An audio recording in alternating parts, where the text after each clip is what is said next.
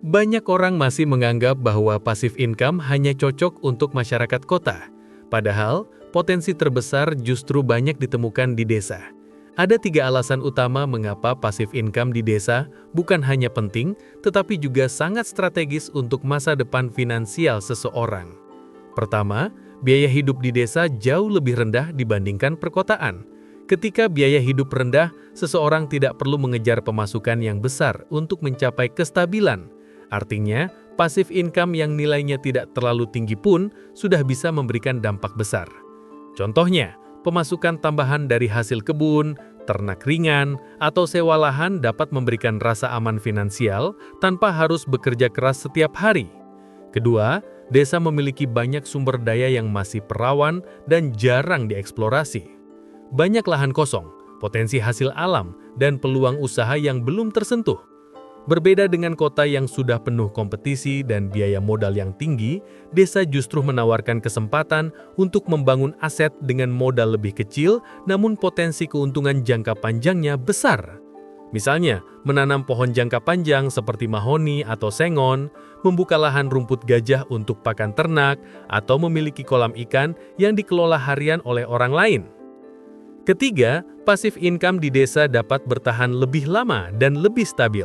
Sistem ekonomi desa tidak terlalu terpengaruh oleh fluktuasi harga, tren, atau perubahan gaya hidup seperti di kota. Keuntungan dari tanah, hasil alam, dan kebutuhan pokok masyarakat biasanya berlangsung konsisten. Ini membuat jenis passive income berbasis desa cocok untuk orang yang ingin membangun fondasi keuangan jangka panjang.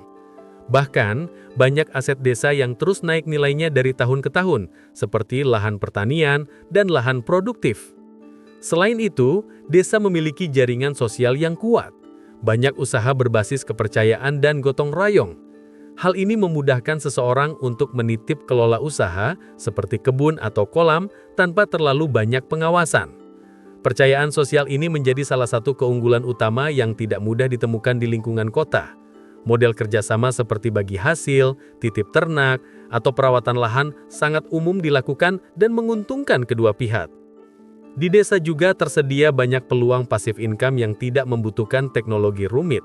Bahkan sebagian besar dapat dijalankan oleh orang-orang yang tidak memiliki pengalaman bisnis. Passive income seperti sewa alat pertanian, sewa lahan, produksi hasil alam, pengeringan gabah, hingga penjualan air bersih seringkali sederhana namun konsisten. Ketika semua faktor ini digabungkan, passive income di desa menjadi sebuah strategi finansial yang lebih realistis dan lebih mudah dilakukan dibanding membangun passive income di kota. Tidak perlu modal besar, tidak perlu tim, dan tidak harus berhadapan dengan persaingan ketat. Yang dibutuhkan hanya satu, kemampuan melihat potensi sederhana yang ada di sekitar. Inilah alasan mengapa pembahasan ini penting. Bukan hanya untuk orang yang tinggal di desa, tetapi juga untuk mereka yang tinggal di kota dan ingin membangun aset jangka panjang yang tidak tergerus biaya operasional tinggi.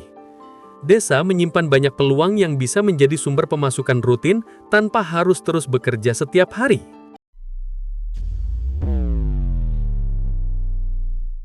Kenapa passive income di desa penting? Banyak orang masih menganggap bahwa passive income hanya cocok untuk masyarakat kota. Padahal, potensi terbesar justru banyak ditemukan di desa. Ada 3 alasan utama mengapa passive income di desa bukan hanya penting, tetapi juga sangat strategis untuk masa depan finansial seseorang. Pertama, biaya hidup di desa jauh lebih rendah dibandingkan perkotaan. Ketika biaya hidup rendah, seseorang tidak perlu mengejar pemasukan yang besar untuk mencapai kestabilan. Artinya, passive income yang nilainya tidak terlalu tinggi pun sudah bisa memberikan dampak besar. Contohnya, pemasukan tambahan dari hasil kebun, ternak ringan, atau sewa lahan dapat memberikan rasa aman finansial tanpa harus bekerja keras setiap hari. Kedua, desa memiliki banyak sumber daya yang masih perawan dan jarang dieksplorasi. Banyak lahan kosong, potensi hasil alam, dan peluang usaha yang belum tersentuh.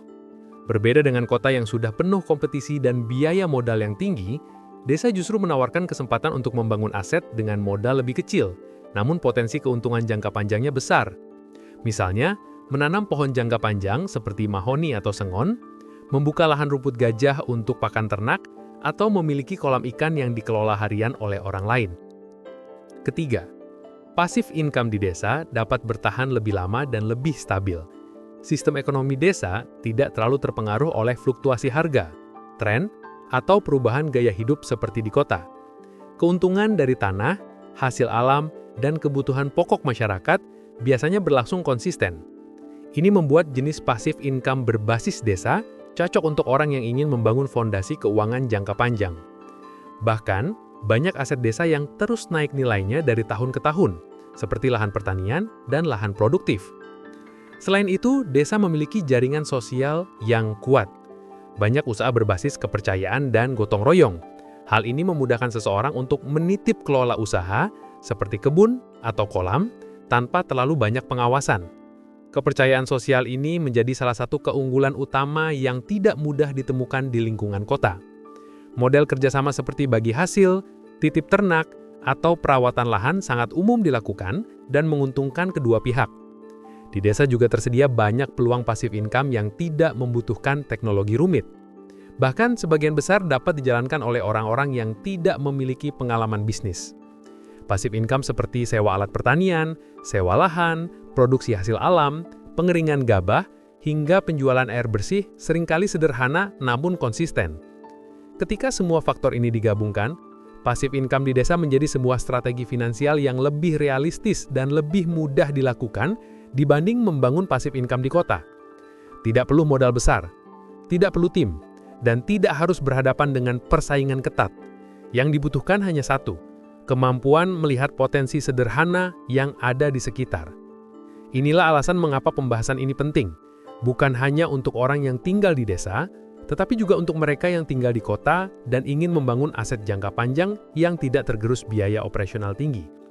Desa menyimpan banyak peluang yang bisa menjadi sumber pemasukan rutin tanpa harus terus bekerja setiap hari.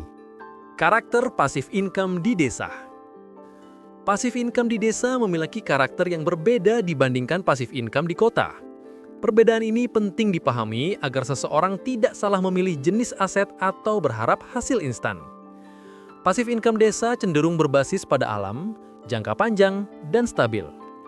Namun, stabil bukan berarti cepat, dan jangka panjang bukan berarti tanpa perhitungan. Ada beberapa karakter utama yang membentuk pola passive income di desa. Pertama, passive income di desa biasanya bergerak pada kecepatan yang lebih lambat. Prosesnya tidak langsung menghasilkan dalam hitungan minggu. Contohnya, menanam sengon memerlukan waktu 5-7 tahun hingga bisa ditebang. Beternak kambing membutuhkan beberapa bulan sebelum berkembang biak. Memiliki kolam ikan juga memerlukan waktu panen. Kecepatan yang lambat ini bukan sebuah kekurangan, melainkan ciri alami dari aset berbasis alam. Namun, hal ini harus dipahami sejak awal agar orang tidak salah mengira bahwa passive income desa bisa menghasilkan pendapatan cepat dalam hitungan hari atau minggu. Kedua, jenis passive income di desa seringkali bergantung pada faktor alam dan musim. Hal ini membuat perencanaan menjadi penting. Panen rumput gajah, panen ikan, panen buah, semuanya memiliki siklus tertentu. Karena itu, orang yang ingin membangun passive income di desa harus mengerti bahwa cuaca, musim hujan, ketersediaan air, dan kualitas tanah memiliki pengaruh langsung pada hasil. Meski begitu, ketergantungan pada alam justru membuat penghasilan menjadi cukup konsisten ketika sistemnya sudah berjalan dan perawatannya stabil. Ketiga, passive income desa sering menggunakan sistem bagi hasil. Sistem ini menjadi karakter unik yang jarang ditemukan di kota. Banyak usaha bisa dijalankan tanpa pemilik terlibat langsung karena ada tenaga lokal yang siap merawat dengan sistem persentase hasil. Contohnya, pemilik lahan yang tinggal di kota bisa menitip kelola ternak atau kebun kepada penduduk setempat.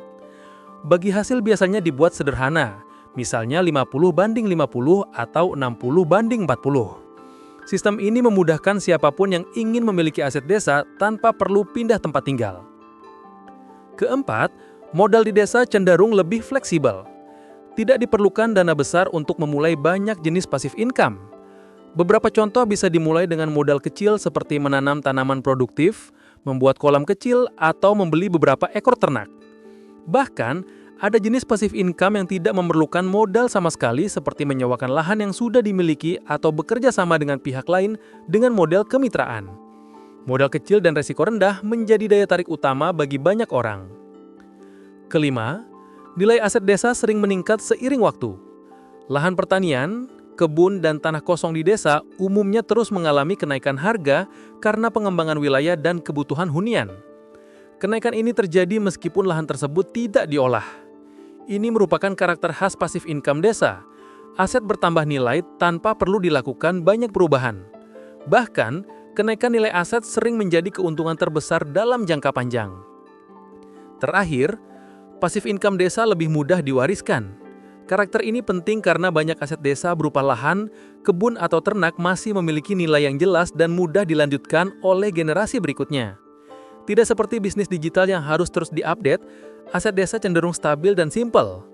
Dengan memahami karakter-karakter ini, seseorang akan lebih siap memilih jenis passive income yang cocok dengan kondisi keuangan, waktu, dan kemampuan pengelolaan. Desa memiliki logika ekonomi tersendiri. Siapapun yang bisa memahami pola ini akan lebih mudah membangun penghasilan jangka panjang yang aman dan menguntungkan. Peluang passive income yang cocok untuk desa. Peluang passive income di desa sebenarnya sangat beragam. Banyak orang mengira bahwa opsi yang tersedia hanya seputar pertanian atau ternak, padahal kenyataannya jauh lebih luas. Lingkungan desa memiliki karakter biaya murah, lahan luas, dan tenaga kerja yang lebih fleksibel, sehingga memungkinkan berbagai jenis aset berkembang dengan resiko yang relatif rendah. Berikut adalah beberapa peluang passive income yang paling cocok untuk desa dan bisa dijalankan oleh siapa saja, baik yang tinggal di desa maupun yang tinggal di kota tetapi memiliki aset di desa. Peluang pertama adalah pertanian produktif. Ini mencangkup menanam tanaman yang memiliki siklus panen jelas, seperti singkong, pepaya, pisang, talas, atau berbagai jenis sayuran. Tanaman seperti pisang, singkong, dan pepaya membutuhkan perawatan minim dan bisa menghasilkan dalam waktu beberapa bulan. Banyak pemilik lahan bekerja sama dengan petani lokal melalui sistem bagi hasil, sehingga mereka tidak perlu terjun langsung. Passive income dari tanaman produktif ini bersifat stabil selama lahan terawat. Peluang kedua adalah agroforestry atau menanam pohon jangka panjang seperti sengon, jati, mahoni, atau albasia. Ini cocok bagi mereka yang ingin passive income jangka panjang. Model ini tidak cepat menghasilkan, tetapi nilai panennya besar ketika tiba waktunya. Pohon sengon misalnya bisa dipanen dalam 5 hingga 7 tahun dengan keuntungan yang cukup besar dibandingkan modal awal. Hasil dari pohon jangka panjang ini menjadi bentuk simpanan alami yang aman dan jarang rugi. Peluang ketiga adalah ternak kecil seperti kambing, domba, atau ayam kampung. Ini termasuk salah satu peluang paling fleksibel karena skala modalnya sangat bervariasi. Beternak kambing dengan sistem titip kelola menjadi pilihan populer karena pemilik hewan bisa membeli hewan lalu menyerahkan perawatannya kepada peternak lokal. Hasilnya dibagi sesuai kesepakatan saat kambing berkembang biak atau saat dijual. Dengan sistem ini, pemilik aset tetap bisa mendapatkan hasil meski tidak tinggal di desa. Peluang keempat adalah budidaya ikan, seperti lele, gurame, atau nila. Kolam tanah atau kolam terpal bisa dibuat dengan modal sedang, tetapi hasilnya konsisten. Budidaya ikan menjadi salah satu jenis passive income yang relatif cepat menghasilkan karena siklus panennya pendek, sekitar 2-3 bulan untuk jenis tertentu. Sama seperti ternak, banyak peternak lokal menerima sistem bagi hasil sehingga pemilik cukup menyediakan modal dan lahan. Peluang kelima adalah sewa lahan atau aset desa. Banyak orang memiliki tanah yang tidak digunakan, dan ini bisa disewakan untuk berbagai keperluan, seperti pertanian, peternakan, gudang kecil, hingga kebutuhan parkir kendaraan besar. Sewa lahan adalah bentuk passive income yang benar-benar minim aktivitas. Bahkan, beberapa orang menyewakan lahan kosum hanya untuk tempat menanam rumput bagi peternak sapi. Peluang keenam adalah usaha rumah produksi sederhana, seperti produksi keripik, tempe, madu, atau olahan lokal lainnya. Meski dianggap usaha aktif, model ini bisa dibuat semi-pasif apabila pemilik mempekerjakan operator atau sistem mandiri. Banyak pengusaha kota membeli mesin kecil untuk ditempatkan di desa, lalu dikelola oleh warga lokal. Mereka hanya memantau produksi dan distribusi secara jarak jauh. Peluang ketujuh adalah pemanfaatan lahan untuk homestay atau penginapan desa. Desa yang dekat wisata alam, jalur pendakian atau area agrowisata memiliki potensi penghasilan dari akomodasi. Penginapan sederhana dengan fasilitas dasar bisa menghasilkan passive income yang stabil, terutama ketika desa tersebut sering dikunjungi wisatawan. Sistemnya bisa dikelola oleh warga lokal sehingga pemilik tidak perlu terlibat penuh setiap hari. Peluang kedelapan adalah budidaya tanaman herbal dan rempah, seperti jahe, kunyit, sereh, atau daun herbal tertentu. Permintaan herbal cukup stabil dan banyak produk dijual dalam bentuk kering sehingga tidak cepat rusak. Ini membuat resiko lebih rendah dan proses penyimpanan lebih mudah. Tanaman herbal juga umumnya tahan terhadap cuaca dan tidak memerlukan pemeliharaan rumit. Peluang kesembilan adalah pemanfaatan energi terbaru kecil seperti menyewakan lahan untuk pemasangan panel surya milik pihak lain atau bekerja sama dengan koperasi energi lokal. Meski tidak semua desa memiliki fasilitas ini, beberapa wilayah mulai memanfaatkan lahan luas untuk proyek energi. Pemilik tanah bisa mendapatkan biaya sewa tahunan tanpa perlu mengelola apapun. Peluang ke-10 adalah usaha sarana desa, seperti menyewakan mesin panen, pompa air, atau alat pertanian. Banyak petani tidak memiliki alat sendiri dan lebih memilih menyewa. Ini menjadi peluang pasif bagi pemilik alat karena alat bekerja hanya saat dibutuhkan, tetapi menghasilkan biaya sewa yang rutin. Dengan memahami banyaknya peluang yang tersedia di desa, siapapun bisa memilih aset yang paling sesuai dengan kemampuan dan modal yang dimiliki. Desa bukan tempat yang terbatas, melainkan penuh peluang asalkan seseorang memahami karakter lingkungannya dan memilih jenis passive income yang tepat. Cara memulai passive income di desa tanpa modal besar. Banyak orang menunda membangun passive income karena merasa tidak memiliki modal besar. Padahal, di desa ada banyak cara untuk memulai tanpa harus mengeluarkan biaya berat. Kuncinya bukan sekedar uang, tetapi memahami pola kerja, memanfaatkan sumber daya yang sudah ada, serta bekerja sama dengan orang yang tepat. Berikut beberapa langkah praktis untuk memulai passive income di desa meskipun modal terbatas.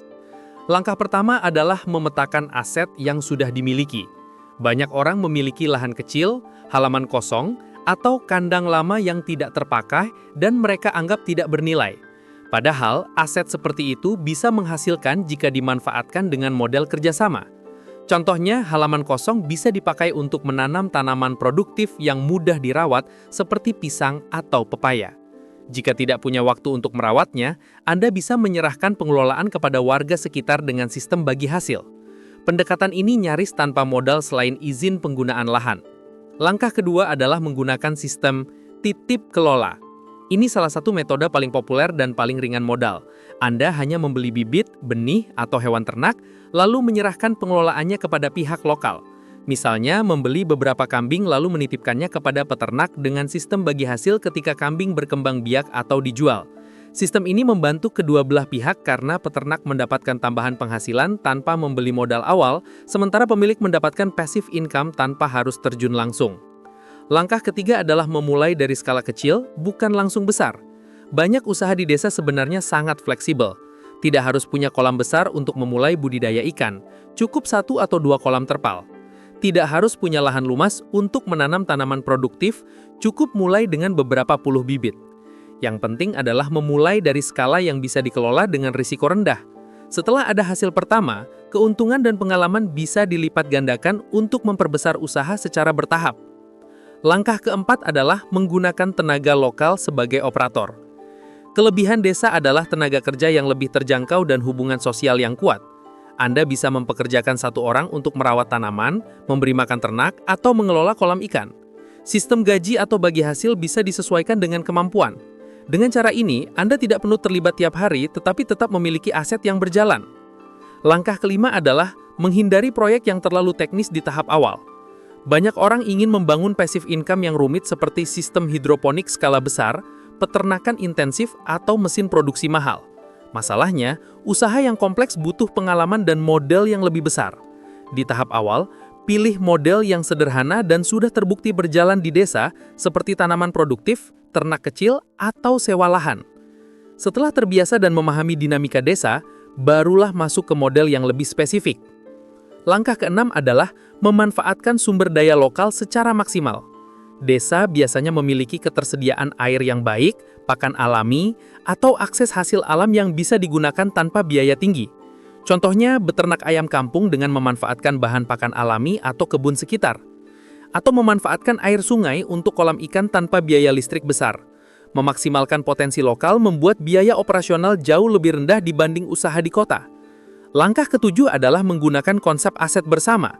Banyak keluarga di desa memiliki lahan yang tidak dimanfaatkan karena pemiliknya tinggal di kota atau tidak sempat mengurus. Anda bisa menawarkan kerjasama berupa pemanfaatan lahan tidur secara gratis dengan bagi hasil.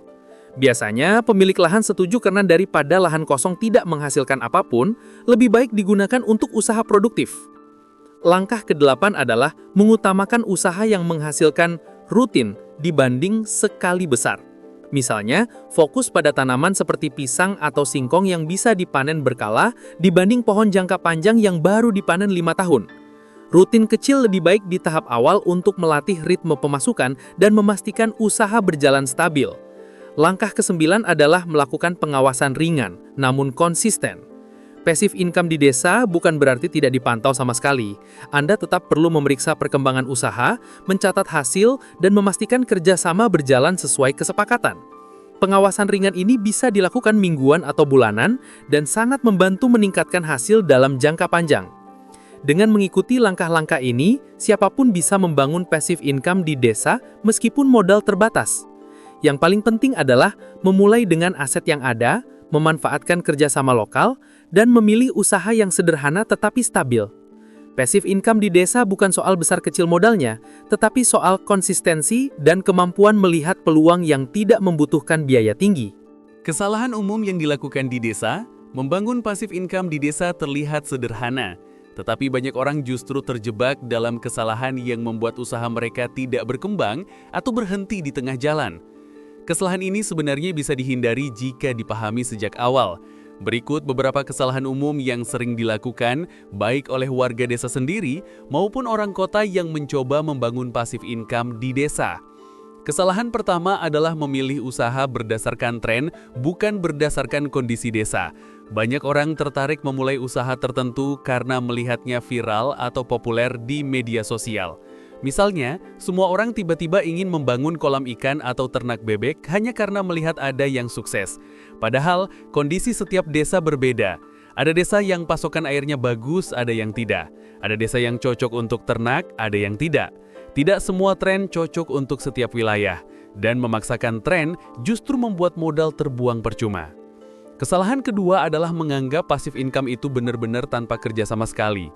Passive income tetap membutuhkan pengawasan meskipun tidak setiap hari. Banyak yang memulai usaha kemudian membiarkannya begitu saja tanpa pengecekan. Akibatnya, bibit tidak dirawat, hewan sakit, atau kolam bocor tanpa diketahui. Pengawasan ringan tetapi konsisten jauh lebih penting daripada membangun usaha besar namun tidak dipantau sama sekali. Kesalahan ketiga adalah tidak membuat kesepakatan yang jelas dengan pihak yang mengelola. Desa memang identik dengan rasa saling percaya, tetapi ketika sudah menyangkut uang dan hasil panen, harus ada perhitungan yang jelas sejak awal. Banyak masalah muncul karena pembagian hasil tidak dibicarakan secara rinci. Ada yang merasa rugi, ada yang merasa kerja terlalu berat. Perselisihan seperti ini bisa dihindari jika sejak awal sudah ada perjanjian sederhana terkait pembagian hasil, jadwal panen, dan tanggung jawab masing-masing. Kesalahan keempat adalah mengambil proyek terlalu besar di awal. Banyak orang langsung membeli banyak bibit, membuat kolam besar, atau membeli ternak dalam jumlah besar untuk mengejar hasil cepat. Padahal, tanpa pengalaman awal, skala besar justru memperbesar resiko. Kesalahan kecil saja bisa menyebabkan kerugian besar. Mulai dari skala kecil, mencatat hasil, memahami tantangan, dan mengembangkan usaha secara bertahap adalah strategi yang jauh lebih aman dan realistis. Kesalahan kelima adalah tidak memperhitungkan biaya operasional jangka panjang. Ada orang yang hanya fokus pada modal awal, tetapi tidak menghitung biaya perawatan, pakan, pupuk, atau alat yang harus diganti. Akhirnya, usaha yang awalnya terlihat murah justru menghabiskan uang karena tidak ada perhitungan yang jelas. Menghitung biaya operasional sejak awal membantu memastikan usaha tetap menghasilkan dan tidak menjadi beban. Kesalahan keenam adalah mengabaikan potensi lokal dan meniru model dari kota. Misalnya memaksakan konsep urban farming, hidroponik mahal, atau mesin produksi modern, padahal desa belum memiliki infrastruktur pendukung. Desa memiliki kelebihan alami, seperti tanah subur, air yang melimpah, dan tenaga kerja fleksibel. Mengabaikan keunggulan ini dan mencoba gaya usaha kota hanya membuat biaya menjadi tidak efisien. Kesalahan ketujuh adalah tidak melibatkan masyarakat lokal. Banyak orang kota datang ke desa dan membangun usaha sendiri tanpa melibatkan warga setempat. Akibatnya, usaha mereka tidak mendapatkan dukungan, sulit dijaga, dan sering mengalami hambatan. Di desa, keterlibatan lokal bukan hanya soal tenaga kerja, tetapi juga soal keamanan, kelancaran, dan kestabilan usaha. Ketika warga desa merasa terlibat, usaha menjadi lebih aman dan lebih lancar. Kesalahan kedelapan adalah tidak belajar dari pelaku usaha lokal. Banyak orang merasa bahwa mereka sudah tahu cara menjalankan usaha tertentu, padahal kondisi desa selalu memiliki dinamika sendiri. Misalnya, jenis pakan tertentu tidak tersedia, musim panen berbeda dengan kota, atau hama muncul kapan saja. Mendengarkan pengalaman petani atau peternak lokal sangat penting karena mereka sudah memahami ritme desa sejak lama. Kesalahan kesembilan adalah kurangnya pencatatan. Banyak usaha gagal bukan karena tidak menghasilkan, tetapi karena hasilnya tidak tercatat. Tanpa catatan, Anda tidak tahu apakah usaha untung, rugi, atau hanya impas. Pencatatan sederhana mengenai biaya, hasil panen, dan pembagian keuntungan membantu memastikan usaha bergerak ke arah yang benar. Kesalahan terakhir adalah tidak menyusun strategi jangka panjang. Banyak orang hanya fokus pada hasil cepat dan tidak memikirkan keberlanjutan. Padahal, sebagian besar passive income membutuhkan waktu. Tanaman harus tumbuh, ternak harus berkembang, dan kolam butuh siklus. Tanpa strategi beberapa bulan atau beberapa tahun ke depan, usaha mudah berhenti di tengah jalan. Dengan menghindari kesalahan-kesalahan umum ini, peluang sukses untuk membangun passive income di desa akan jauh lebih besar.